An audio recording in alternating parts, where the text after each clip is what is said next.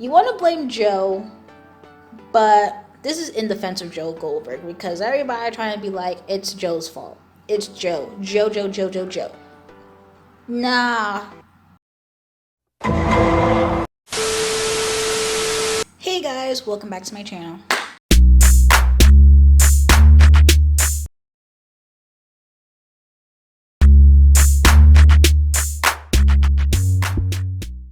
If you don't know who this be, it's your girl Kylie B coming at you with a new video. So today we're going to be talking about You Season 3.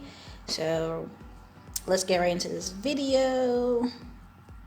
All I want to say, this might be an in defense of Joe Goldberg. So, see, they want to make Joe the villain. They wanted to make Joe the villain. But Joe, out of 3 seasons so far, Joe's on his best behavior in this season. Like, you want to blame Joe, but this is in defense of Joe Goldberg because everybody trying to be like, it's Joe's fault. It's Joe. Joe. Nah, we over here. I'm about to, let me stop. I'm about to defend Joe right now. See, I did it, like, if you guys remember my in defense of in defense of Georgia Miller, from Ginny and Georgia, I'm going to be defending Joe, okay? In season 3, Joe was justified for 90% of the things he did, okay? Like, okay. Anyway, let's get started in this review.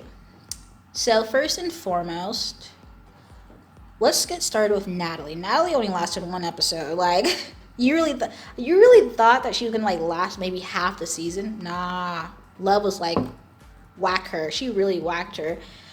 And I was like, okay, well, nice knowing you, Natalie. So Natalie was Joe's new obsession. Basically, he had a whole box with some of her items, you know, same underwear type thing. But what really grossed people out was the, you know, if you watch the show, you know what I'm talking about, okay? So what really grossed a lot of people out. I mean, I didn't pay attention enough in season 1 to know he had that same thing for Beck. But, yeah. Anyway, Love found out because, you know, she's a stay-at-home mom, so obviously, in the beginning. So obviously she found the box with all the new obsession things for Natalie that Joe has for her. So she was like, hello? I'm not stupid, Joe. I know you doing something again. So anyway, Joe was like, you know, I never really acted on it, even though, because when Natalie did kiss him, he was like, nah, I gotta, you know, stay for my family. I can't be doing this. You know what I'm saying? He can't be cheating on his wife. And, you know, he gotta stay for Henry. Because what he really cared about most this entire season was his son, Henry. Anyway, Love was like, nah, she need to go. She need to be gone for good. So she whacked her, and then she called Joe to clean up the mess. So Joe had to remove her teeth, find out that, you know, they're living in Madre Linda, some rich town in California. So there's like tech people and all that stuff with new inventions and people who does TED Talks and write these life help blogs and whatnot. So her husband Matthew Engler is like this tech guy, and he has this ring that has GPS. So he had to remove the ring. He had to dig up the place that he put Natalie at, and then broke her finger off to remove the ring. And, you know, Love felt some type of way, like, how do you know how to do all this? But I'm like, if you're gonna kill somebody, know how to, and you don't want to go to jail, well, have a plan in place. Like, if Joe wasn't here, you would have been gone. You would have been locked up if Joe wasn't here to save you. You would have been gone, Love. Joe saved you out of all of your messes. Like, saved you. Anyway, So she kind of felt like she was a little taken aback because Joe knew how to do these things. And I'm just like, it's a little scary, but he's literally helping us. So then they went to couples therapy or marriage therapy or whatever. And, they're trying to talk about their problems without blatantly say that they're like, that love killed somebody, and the quote unquote that they're murderers. When the therapist was like, but you guys are not murderers. And then Joe looked at Love like, yeah, cool. I was like, yeah, they're both murderers. But obviously, at the end of the season, when that therapist sees that they're both dead, yeah, you're like, you should get fired. No, because how you a marriage counselor or whatever, and then at the end of the season, you read the article that says, oh, Love killed her husband and murdered some other people. And you're a marriage counselor. You're supposed to know this is your job. Like, what? Anyway, yeah, so that's what happened with Natalie. Natalie's gone. Obviously, Matthew deserved better because Natalie didn't even like him like that because she was willing to go with Joe just for the fun of it, because when Joe got her cell phone and found out that Natalie called him a boring neighbor, like, what? Anyway, so she was just doing that to have fun. While Matthew over here buying all these tech devices and these trying to access cameras to find out who murdered you. And she didn't even care about you like that. Like, I'm like, with Dio, like, girl, like, your wife is gone. Like, doing all this to find her murderer is not gonna bring her back. So,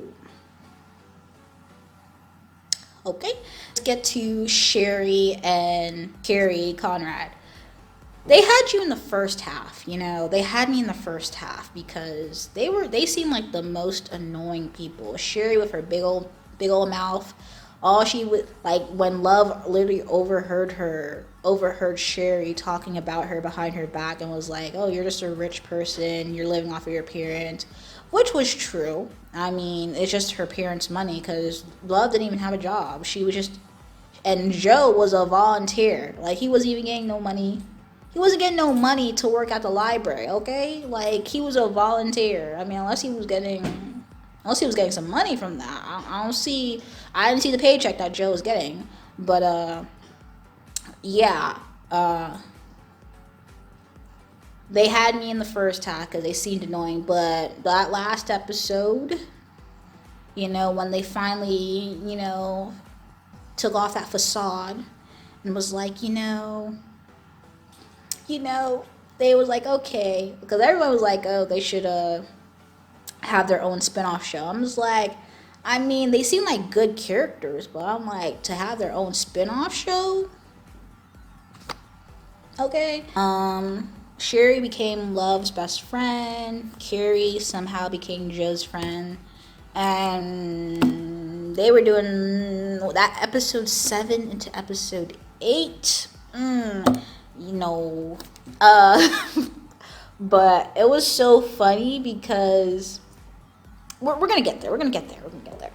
So yeah, Sherry and Carrie, pretty good characters. They really, turned it around towards the end of the season.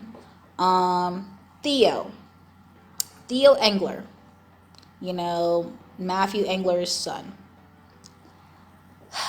Why was he so obsessed with Love? Like, he could have just got with somebody else, but he was so obsessed with Love. He was a very smart kid, though. I mean, got it granted to him. He figured some things out just like that. But why? Anyway, like, he needs to, well, yeah. Him and his father have, like, a pretty decent relationship, but obviously his father was divorced from his mother. He's a college student.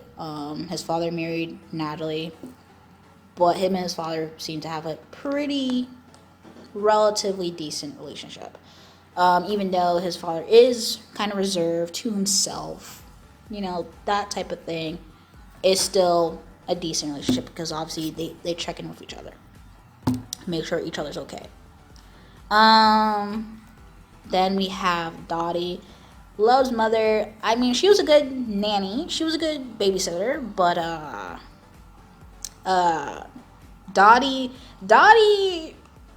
like, she need help. And then we got Love. Love is just as crazy as Joe. And she really smart. I mean, she's just as crazy as Joe. Love killed Natalie. She whacked Gil and then called Joe because she didn't know what to do with his body and locked him up in the cage. Called Joe, and Joe's like, bruh, what do you want me to do? And then, basically, Gil killed himself. So they had to find a way, had to come up with a way to be like, okay, I mean, he did kill himself, so they had to do, a suicide plan. And basically frame him for the one who murdered Natalie. Then we had Theo. She literally whacked Theo down the stairs and didn't even check to see if he was alive or dead. It wasn't until Joe was like, yo, you still alive? And then Joe felt sorry for the kid, so he was like, okay, here's some medicine, I'm gonna take you to the hospital. Again, that's 3 people. Anyway, and then Sherry and Carrie, that was locked in the cage.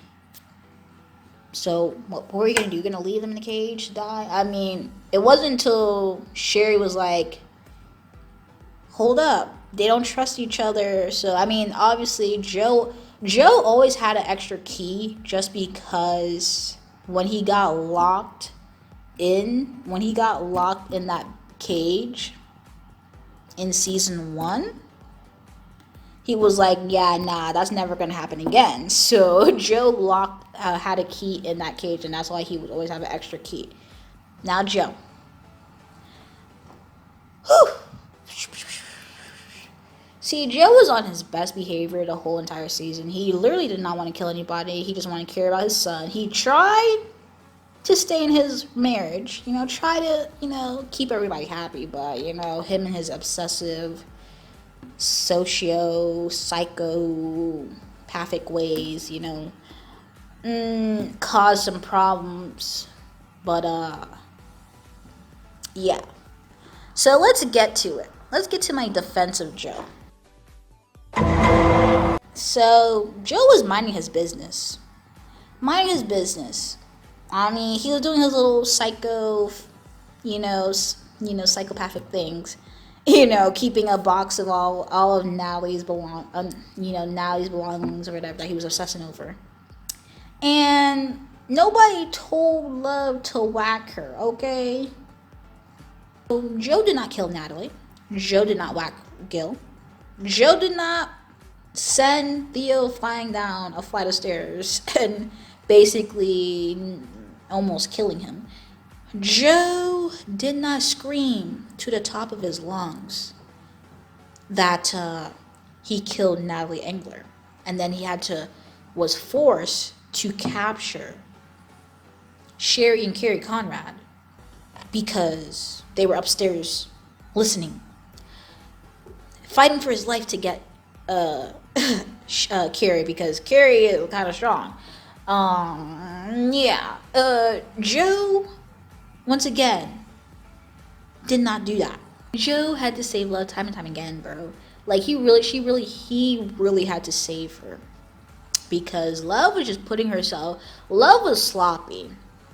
The only time I was kind of worried about Joe was when Ryan Goodwin had his tea, because at that little fundraiser thing, when Ryan showed up and was like, yeah, I see you over here, nursing your drink, and I saw you at that AA meeting, and you don't look like a person who needs AA, and you try to, stand in the background in shadows with, thinking that you're invisible, but I bet you this is about Marianne.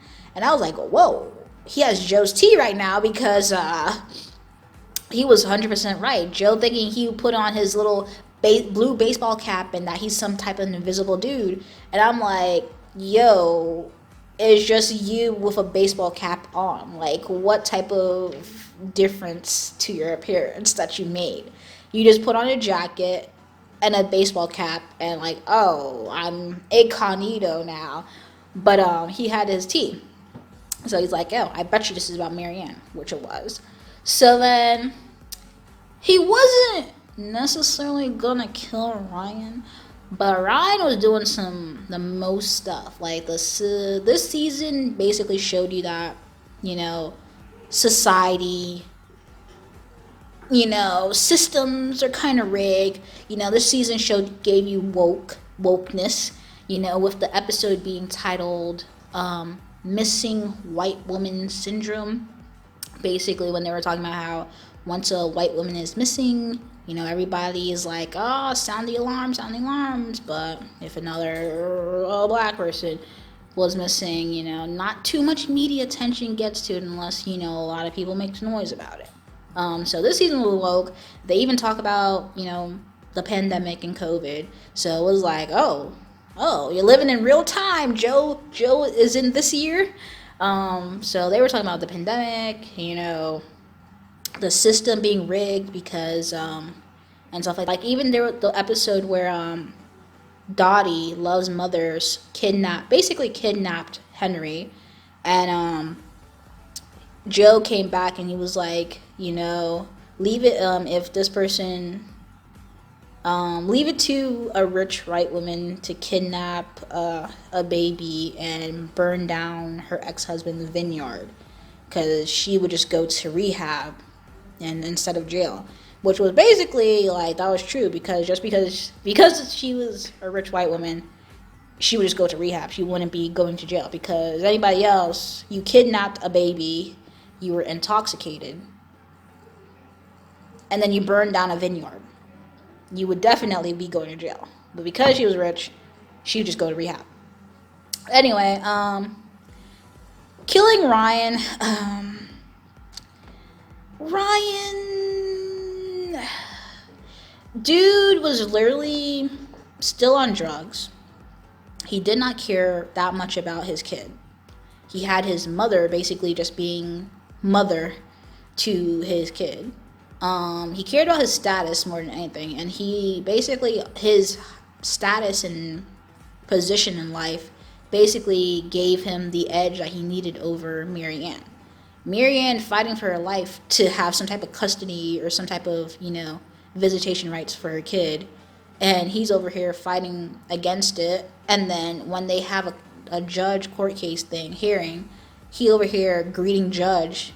I was like, whoa, the system is rigged, because like, how you fighting a court case to have visitation rights for your daughter or whatever, and you over here, dapping up a judge like, oh, we got it. So everything, anyway, since Ryan already had Joe's tea, like, if Ryan really wanted to like investigate Joe, that he would have been a serious problem for Joe. Anyway, so when Joe was following Ryan, and Joe was like, oh, he's gonna take the stairs because since Ryan's all on this protein shakes, he's gonna take the stairs. When Ryan took the elevator and he called him lazy, I was like, bro, hello? He called him lazy for that. And then when Ryan was like, realized that he was being stalked or watched, he knocked Joe out, and then he found out Joe's wearing like his mask. He knocked Joe out, and then he realized, oh, that was Joe. So he was like, oh, you're lucky that I didn't kill you. Next thing you know, he pushed Ryan over the balcony, thought Ryan was gonna be dead. He's like, nah, Ryan's still alive, because obviously he's on all these type of things. He just broken up, but he's still alive. And then, after he pushed him over the thing, he had to go finish the job because he's still alive. So he had a knife. So then Ryan was like, oh, I bet you won't do it. Joe stabbed him like 5 times. 5 times, bruh. And he's like, this is for Marianne. That was the only killing he did this season. Like, when I tell you, he was on his best behavior this season. He was on his best behavior. He only killed one person who was basically having his tea. And then when he caught Love, he really did that with Love, because I was like, yo, he really had Love's tea though, because when Love did that whole paralytic thing, and he was like, so you didn't think I knew what you were growing in the garden? You had that wolf spain in the garden, and you didn't think I would find out? He took the antidote to it before, so basically that's how he pretended that he was still paralyzed. He injected Love with the paralytic thing, so basically she died from being poisoned by her own plant. And then he cut his toes off. Bro, he cut his toes off, burned down the house, sent Henry to Dante and Lanson, and then he went to Paris. Like, what?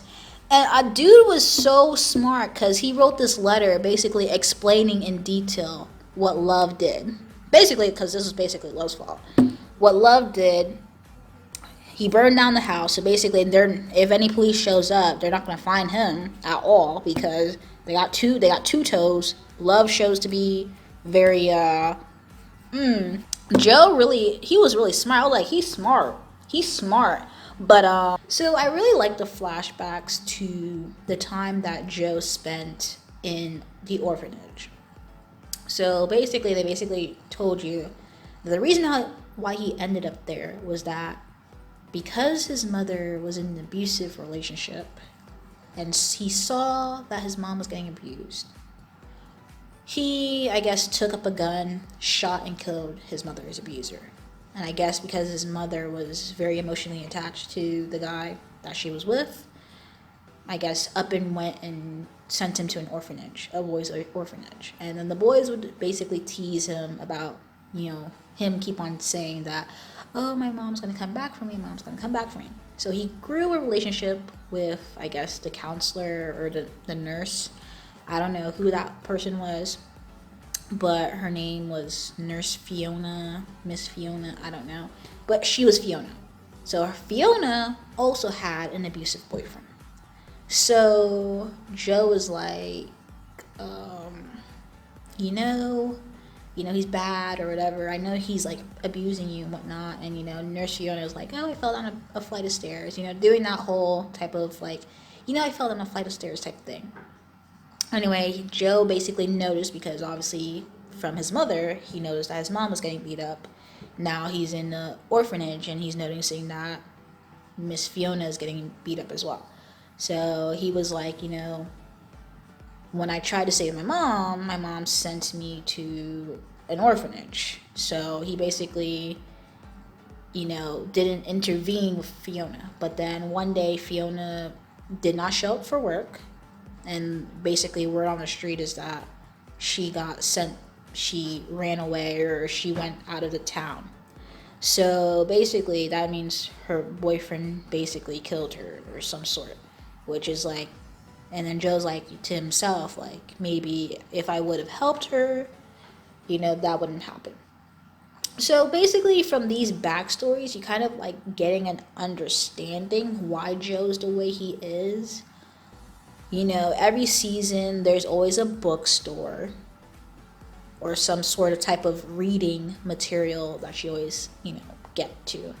So in the first episode of season 3, basically you see Great Gatsby.